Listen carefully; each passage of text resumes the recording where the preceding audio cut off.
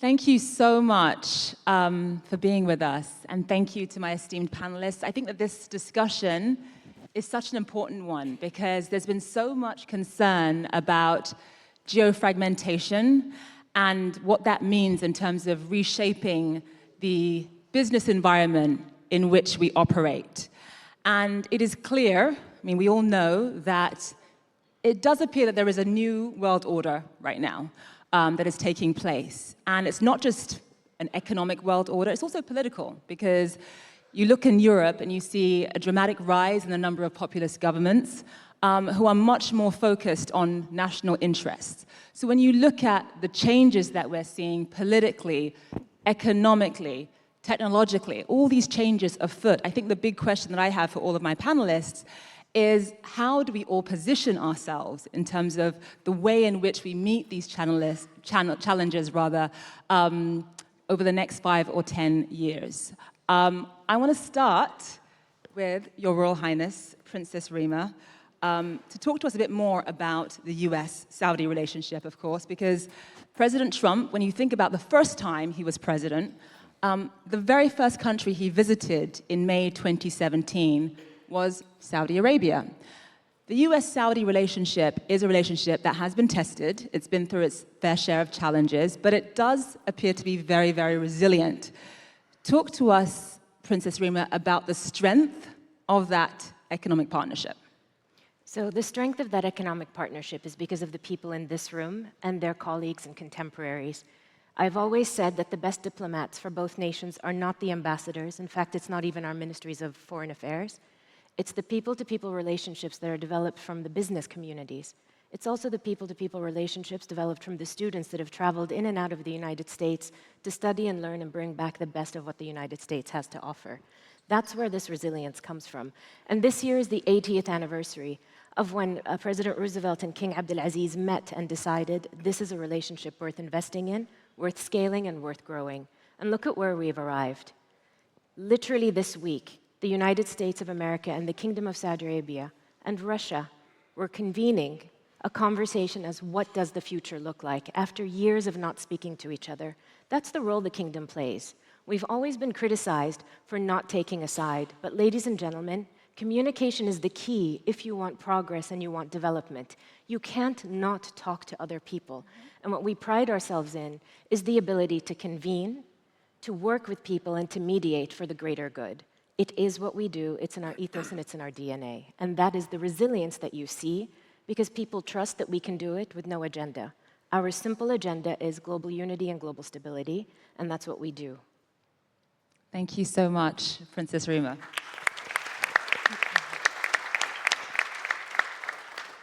So you've talked to us about the strength of the US-Saudi relationship, but Neera, let me bring you into the conversation because there is still so much concern about volatility, about uncertainty. And if you're thinking about the changes that we're seeing from the perspective of an investor, how do you even begin to make sense of it? How do you even begin to process it? So first of all, it's incredible to be here and beautifully said by both Princess Reema and Richard earlier. And just to build on something Richard said, he kind of opened and said, the world is shifting fast. We believe that's exceptionally true, meaning the world is changing in very significant ways, very, very fast, and that's going to matter to everybody, and it's especially going to matter to investors. And just to lay that out in kind of 3 big shifts. So one, the macroeconomic paradigm that we've been living for the last 3 decades has changed. We've had massive tailwinds from globalization, expanding profit margins that benefited from disinflation, lots of gains all over the world. But those gains were distributed very unequally. They led to the rise of China, but they also led to the hollowing out of the manufacturing base and the middle class in the US and the Western world. And you let that play out, and you see political changes started to happen. You heard President Trump talk about his desire to fix this yesterday. In addition to that, while we benefited from global supply chains that led to efficiencies, they also led us to be codependent. And you remember in COVID where we were trying to get basic things and we couldn't get them? And then with the Russia-Ukraine war that will hopefully end soon, we've learned that those codependencies can be weaponized also. You take the rise of China, you take the hollowing out of the middle class and the manufacturing base in the US and the political shifts that followed. You take the realization of the codependencies, and you have a macroeconomic paradigm that has shifted 180. From globalization, we're now at what Bridgewater calls modern mercantilism, which is a macroeconomic environment where governments are actively trying to avoid the vulnerabilities of globalization. They're trying to avoid trade deficits. This is where protectionism and localization of manufacturing is kind of coming from. So that's one big change that any investor has to realize. We are going into a very different environment than the one that we came in from. The other two quick big shifts that are happening that are important to process is that during this time, the other thing that has already happened is portfolios, while wealth got a lot more distributed, Asia, Middle East, emerging markets, portfolios got a lot more concentrated, actually.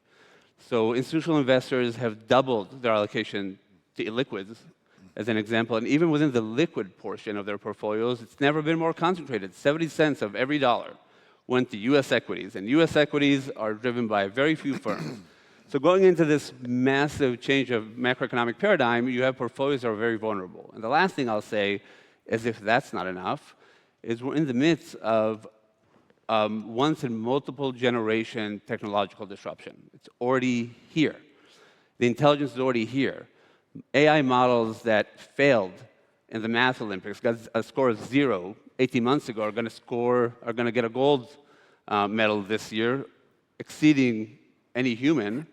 And the capex that's been invested last year is going to double, and the question of what's going to happen to productivity, employment, and social implications is right in front of us. You take those three things, and that uncertainty requires investors to really pause and think how they understand this well and position themselves well for this future.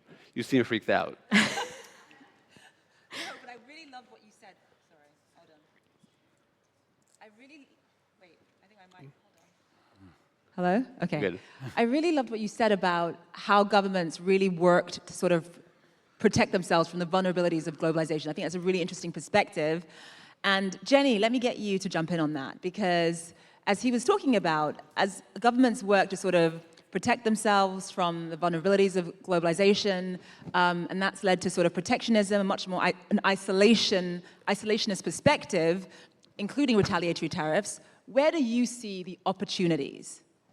Yeah, I mean, I think as Zanir said, you know, the challenge with globalization that was identified, well, so first, good news is you probably had 1 billion people taken out of poverty because of the benefits of it. It's cost effective, it stimulated economies, but it left people behind, and that's created this push for nationalism. So I think in a world that's, you know, geofragmentation, you're gonna have economies where you've got good domestic consumer demand. You're going to have economies that have energy independence, have low export as part of their economy, and have a government with policy that's supportive, right? The US, by the way, has all 4 of those things. Saudi Arabia, right? You have abundance of natural resources. You have policy with a vision of diversifying the economy. And so the government is a tailwind behind businesses and growth. You look at a place like Germany, where 50% of the economy is export-driven, that's going to be a problem. And so, you know, if you're thinking about where the investment opportunity is, you have to look at places where there's I would say it's easier to swim with the current than against the current, where you have those big tailwinds are going to have natural opportunities to find that investment. And then, of course, countries with a great talent pool to be able to, you know, find innovation and develop new companies and things. Gianni, speaking of talent pool, Alexis, let me bring you in. More than half of American unicorn companies were founded by immigrants. Guys, look at the panelists that we have here. We've got Mexico represented. We've got Italia represented. Israel, Saudi Arabia. Ben, I'm going to claim you as British. I'm sorry. Okay? Jenny, American. Alexis, German, and Armenian. Did I get that right? Nailed it. Okay. And so, obviously, immigration has a massive role when it comes to innovation. And there's so much concern right now about, you know, the H-1B visa, for example, and the future of that program, and what that means for being able to attract talent to America, the necessary talent that you need to really innovate and take risks. Alexis, give us your perspective. Are you concerned about that? And by the way, I'm Nigerian, British, and American, so I complete this. Important to represent. Look, this panel and these questions embody what has given our country such an unfair advantage for so long. And shout out, my visa story was my mother overstayed an au pair visa for about 4 years. So she was an undocumented immigrant until my dad married her and helped her get a green card. So I'm very, very grateful that no one from ICE deported her in the interim, because otherwise y'all wouldn't have Reddit and you'd be much more productive at work. But look, it's important, and as an early stage investor, I've written dozens of O1 visa application sort of recommendation letters. And I think, look, we've got a system that's clearly broken. We need one that is going to continue to attract and create a pathway for as many talented people who want to come here and produce and provide as possible, because that's been the secret of this country. And certainly in the work that we do in the tech industry, you go through that list, it's not hard to find. So many world-changing companies have been started here in America by either immigrants or the children of immigrants. I mean, Jensen Huang is the CEO of the moment. And his story is a tremendous one, and we want to see many more Jensens here in this country starting amazing, very important businesses. Thank you, Alexis. Gianni, is it soccer or football? You tell us. Is it soccer or football? That's a good question. So let me just start by taking out, a magic object. It's this. So this is a football, right? This is a football for everyone. But it's much more than that. It's a magic object, because as soon as I took it out, everyone had a smile in her or his face. So it brings joy, happiness, hope, everything that we need, actually. And this particular ball is actually very special because it is the official ball of the new FIFA Club World Cup, which will open with the opening game on the 14th of June here in Miami. And what I suggest, Richard, is that your new CEO can throw this ball in the public, and the one who gets it will be invited to the opening game here in Miami, 14th of June, between Inter Miami and Al Ahly, the champions of Africa. That's for you. All right.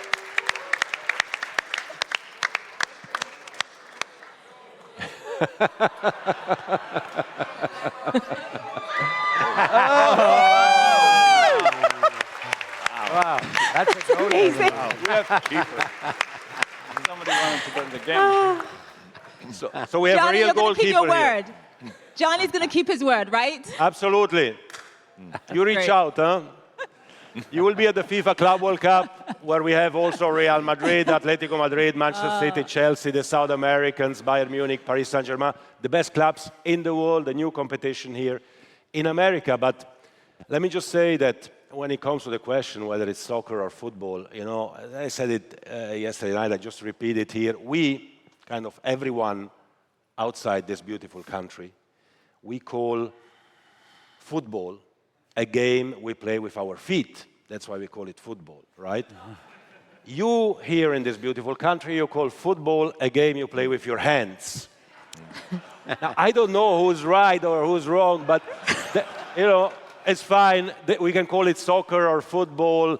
As long as we have fun and we enjoy, I think that's the most important. Thank you. And let me say, as FIFA president, I'm very happy to be here, because if we look at the next 10 years, and we speak about future, hope, investment, possibilities, opportunities, well, the next World Cup starts here in Miami on the 14th of June, the Club World Cup.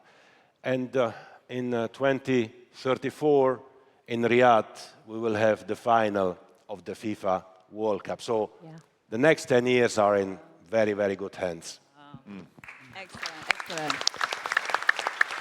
So, Ben, you're American, but I'm going to claim you as my fellow Brit because you're born in England. And I'm going to guess that you, like me, call it football. Let's just leave it at that. We call it football, right?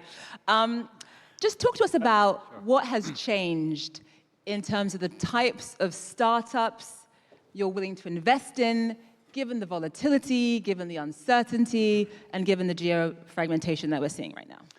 Yeah, so I think that, when you think about geofragmentation, the core problem is what Princess Reema alluded to, which is how do you get to agreement? How do you work together? Because that's where you unlock the human potential, when countries can work together, when companies can work together, when people can work together. And technologically, the technology of agreement, of consensus, is blockchain. In fact, the protocols are called consensus protocols. And what do I mean by that? So if you think of kind of the original blockchain technology, Bitcoin, the magical thing about it is here's a piece of software, not governed by a government, not governed by a company, run by a community of people who don't know each other, and over 100 million people agree to the penny who owns $2 trillion. So think about that. That's an amazing technological achievement. And so when we think about applying that in a world where it's hard to get to consensus, there's many opportunities. For example, there's a company now called Daylight Energy, which is an energy trading protocol. What does that mean? Well, I have solar panels on my house. I have a Powerwall. I've got enough energy for me. Guess what? I have enough energy for my neighbor. How do we agree what the price of that energy is? When he gets it, when I get more energy, you could scale that to a power plant level, to a country level. That can be done all technologically today on a smart contract where nobody actually has to bring in a lawyer or agree to anything, or we don't need an international court. And if you can think of the number of kinds of agreements that you could extend to this so that people can work together very, very seamlessly in a way that doesn't require a massive amount of trust, is becoming more and more necessary. So we think that's going to be a very interesting field going forward. Thank you. Thank you, Ben. Ricardo, last but not least, I'm sorry it took so long. We've got 7 people on the panel. It took me like half an hour to get to you. I'm so sorry. Yeah. Obviously, you're from Mexico, and when you think about what is going on in the world, the problem with tariffs is that it does end up leading to a tit for tat and retaliation. And so I think the big question going forward for Mexico, but for a whole host of other countries, is how do you balance protecting a country's national interests with also trying to foster global economic growth as well? Yeah. Well, in my country, we've had a certain regime for the past 30 years, which was this free trade agreement with the US and Canada. And that's been sort of the guiding principles for all the development. So suddenly we see a change of rules, and if they go into effect and we basically get disconnected from this North American market, it'll be a very big shock for our country. So it's going to take a lot of figuring out to see if it happens and how it happens. But, at the end of the day, my country has always had a huge potential. Unfortunately, our governance has been lacking. And I think it's important to go back to first principles. What kind of governance is the right governance to create prosperity? And, it's not so complicated, because the nature of people is to prosper.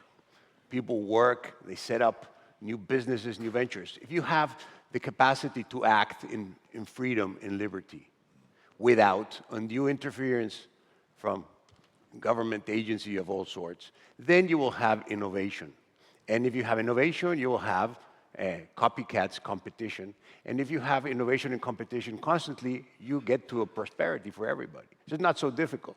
But it's a hard lesson. It seems that governments have a hard time learning this just by watching around. Now, they're few and far between the countries that actually allow this virtuous chain from liberty, innovation, and competition to prosperity.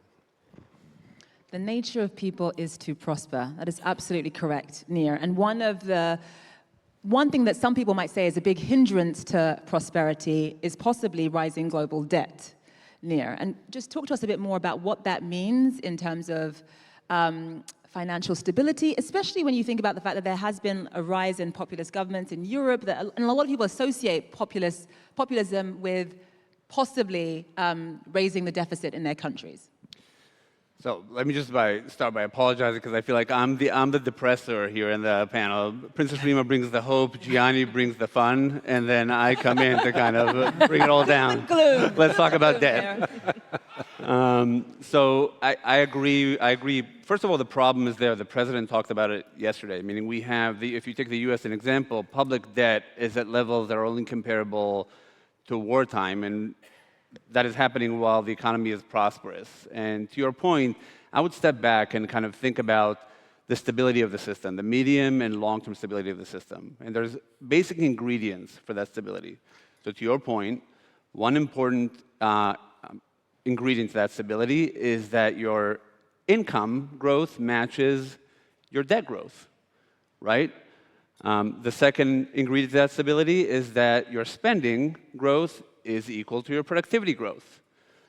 The third one is to look at the returns on assets and to make sure that the returns are reflected in the price and the risk premiums. If you just take those three things, all three of them are under strain. So to your point on debt, the US deficit, as an example, is growing much faster than the revenues the government has. The president yesterday was very clear about his intention to go and tackle that problem. There is a difference this time around because this is public debt versus private debt. In other cycles, it was the private sector that got overly indebted, but the basic mechanics are the same. You have to be able to make enough money to cover your debts, and if you're not, at some point, the system is going to collapse.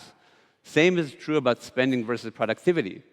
We're still spending faster than our productivity is growing, and if you just want to kind of see the biggest signal to that is inflation is still above target, and I talked earlier about modern mercantilism and how that's going to make a less efficient world. That's going to be further inflationary pressures that's going to throw that further out of equilibrium. And there's a question whether AI will come in, increase productivity, and rebalance that. And then lastly, on asset prices, we talked about how all assets are concentrated in the US. The US assets are priced to perfection.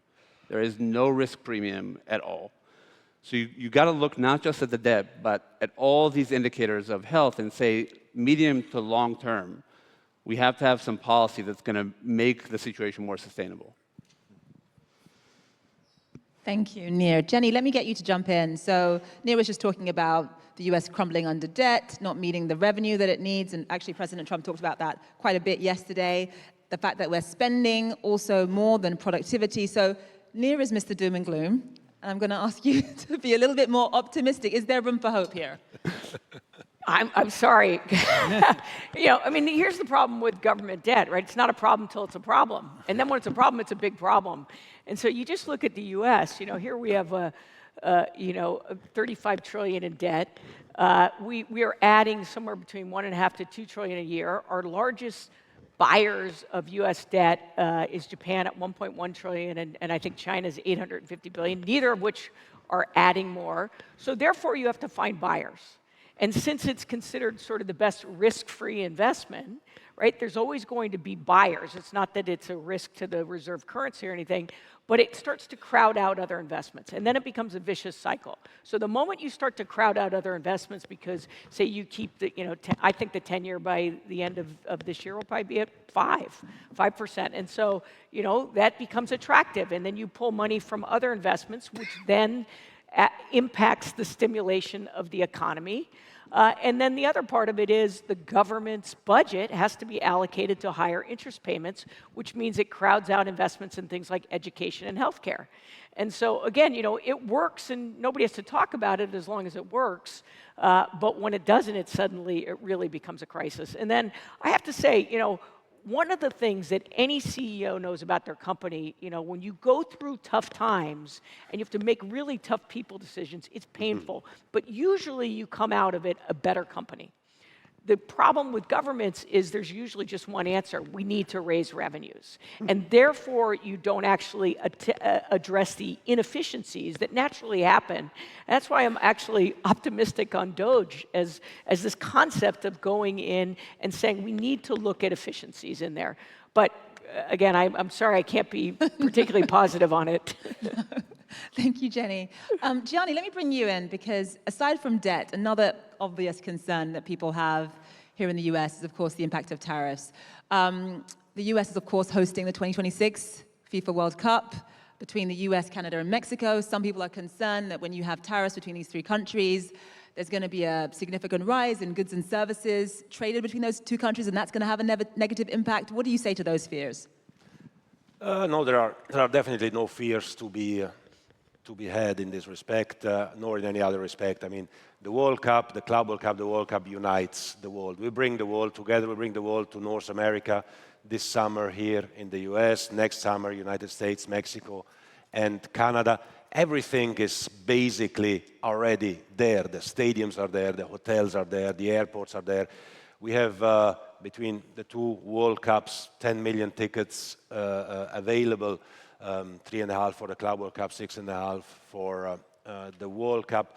So 10 million people or more will come to North America to celebrate the World Cup. And the economic impact is quite significant. It's over 40 billion in 2 years. It's 200,000 jobs for the three countries, mainly, of course, in the US.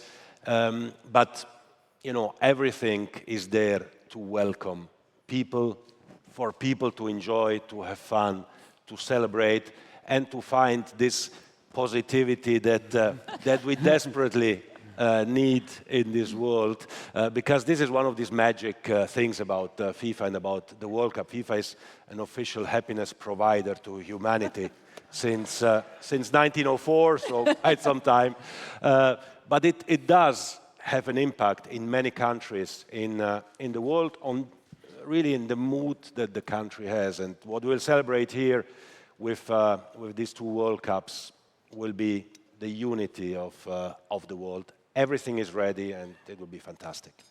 Thank you, Gianni. There he is with the optimism that I was looking for. So, Alexis, the antithesis of tariffs and isolationism is obviously collaboration and a little bit of the unity that Gianni was talking about. What do you think the role of companies is in terms of facilitating cross-border collaboration, especially on issues that affect countries around the world, like AI and climate change?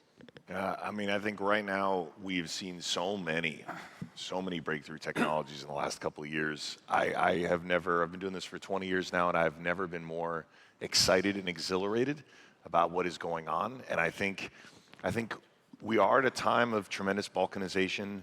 It's interesting. I've been a big investor in women's sports in particular for the last 4 or 5 years, and I think sports broadly is going to thrive in the age of AI, as so many of the experiences we look at on screens are, you know, more and more sort of perfected for our needs. Basically, think how good TikTok is at showing you more of what you want.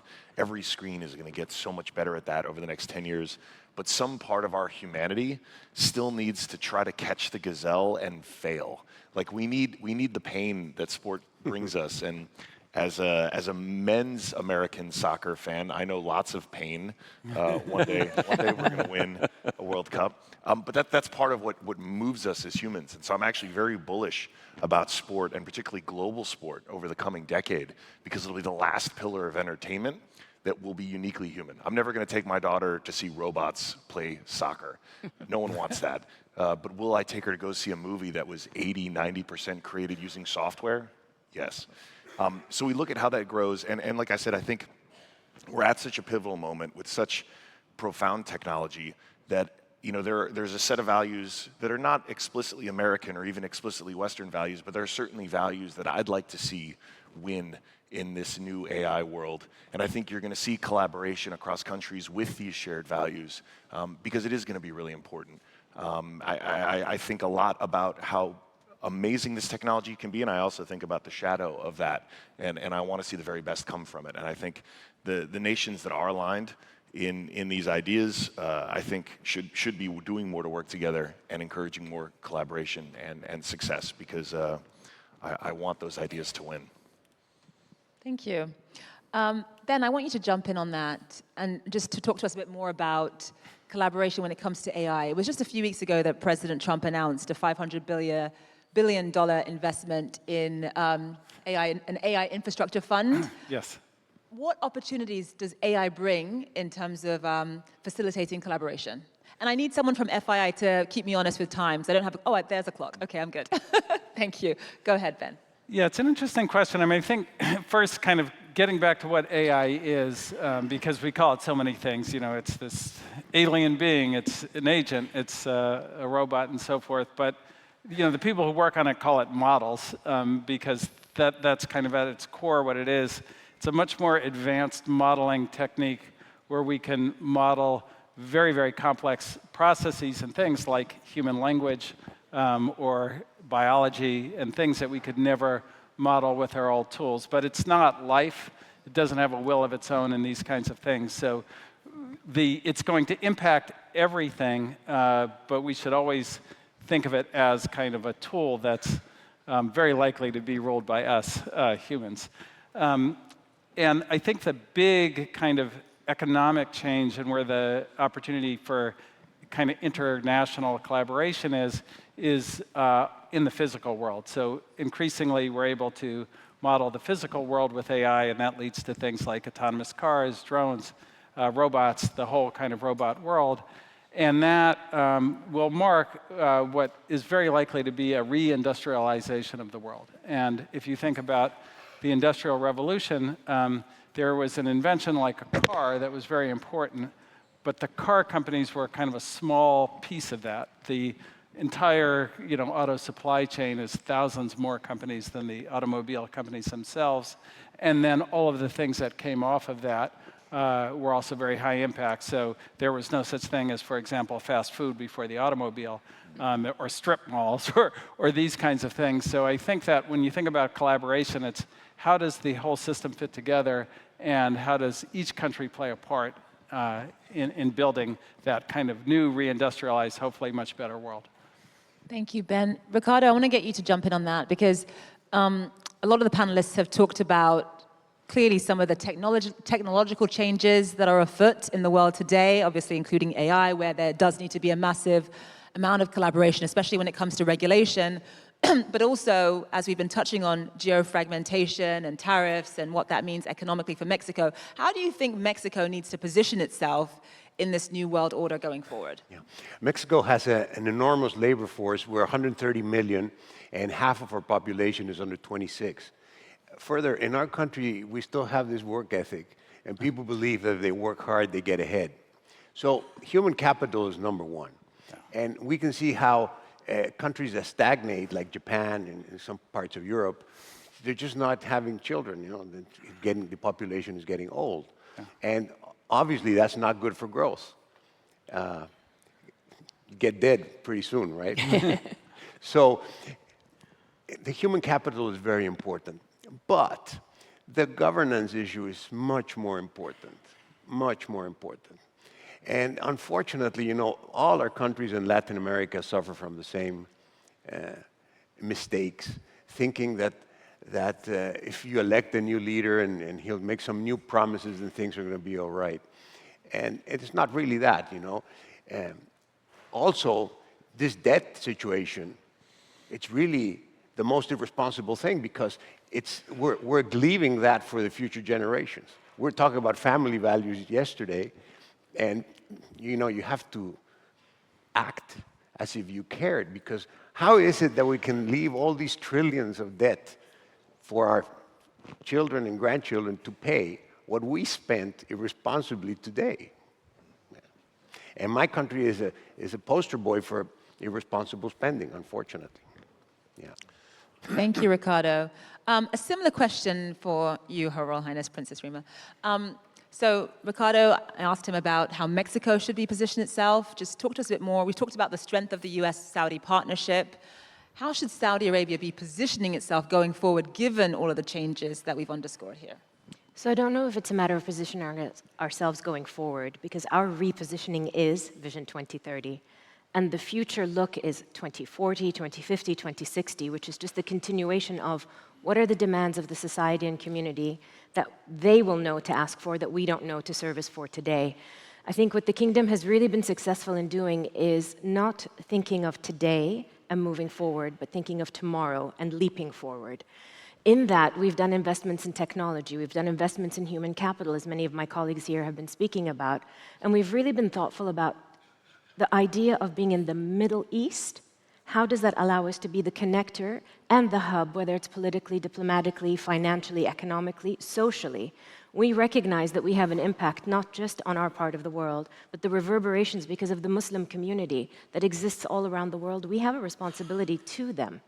And so how do you balance that along with your own economic needs, along with the sustainability of your own economy? Because we're all intertwined, and it takes you back to the initial concept of what was globalization.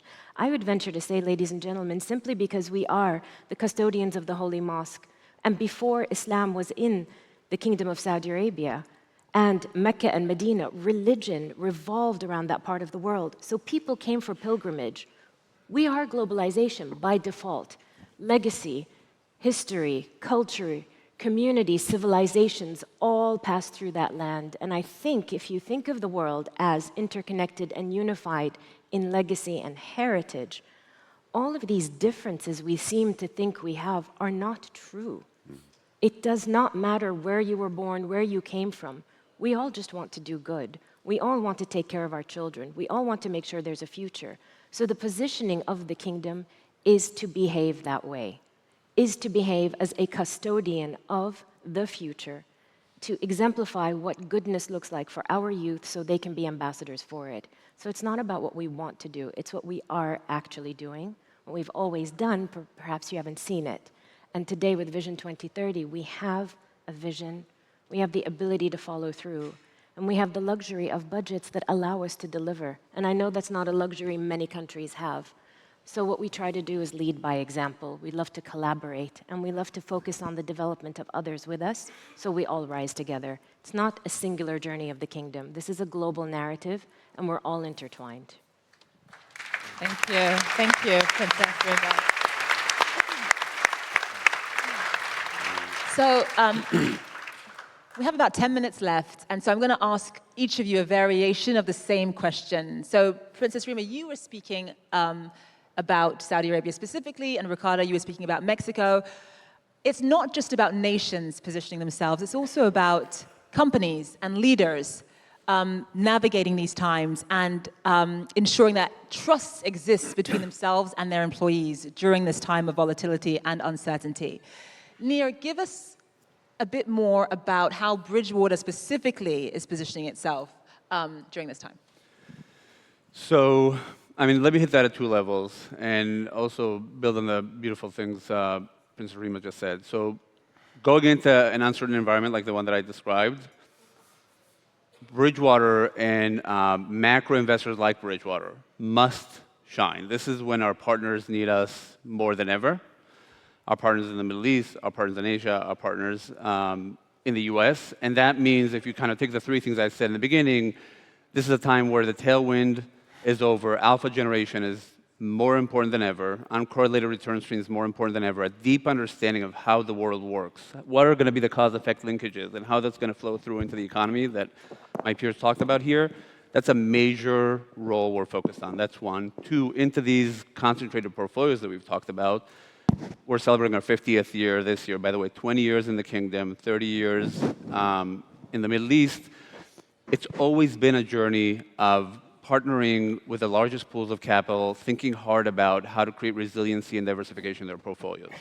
And specifically, I'll just give two really fast examples, working with the most sophisticated pools of capital to put together what we call risk management plans. These are return streams that are supposed to do well when the rest of their portfolio does poorly. Think about the environment we're going into and how important that is. Another example is knowing to invest not just in the US. So our fund in China, as an example, last year returned over 30%, and we've had an average 20% year over year. This is where regions like the Middle East, I think, are going to play such an important role, given the importance of geographic diversification. The last thing is on the tech evolution. We've always leaned into technology because no one can try to understand how the world works just by using their brain. It's always been using the best humans and the best technology. It led us to have the deepest body of macro IP in the world. And we launched an ML-first fund last year that's returned positive uncorrelated alpha through a machine learning process of reasoning and generating insights that is, being a practitioner is the way to understand how this is going to impact the world, and then we can share that with our clients for them to manage their circumstances. Thank you. Ben, I'm going to have you jump in on that. Leadership and trust during this time of uncertainty. How do you do it? Yeah, so I think it comes back to true leadership is making your own decisions and deciding what you think is right, sort of independent of what the globe or kind of the consensus is. And actually, Alexis and I had a very interesting conversation on this backstage. So if you look at something like DEI, which changed a lot over the last 3 weeks, the three of the most diverse companies in tech are my company, his company, and Robert Smith's company. And none of us had to change anything with the new DEI rules because we never did what everybody else did in the first place. We looked at it as a talent idea, and how do you find the best talent, and how do you understand the talent pools, and how do you understand the cultures, as opposed to we're going to do what the government is asking to do. And so, everybody in our companies is like, wow, this is great. We don't have to change anything. And whereas everybody else is scrambling. And that's how you build trust, is you figure out what's actually right as opposed to what the world has come to the conclusion is right. And with that idea, unfortunately, I'm going to have to cut you short. That's all the time we have. Can we get a big round of applause for our board of Changemakers?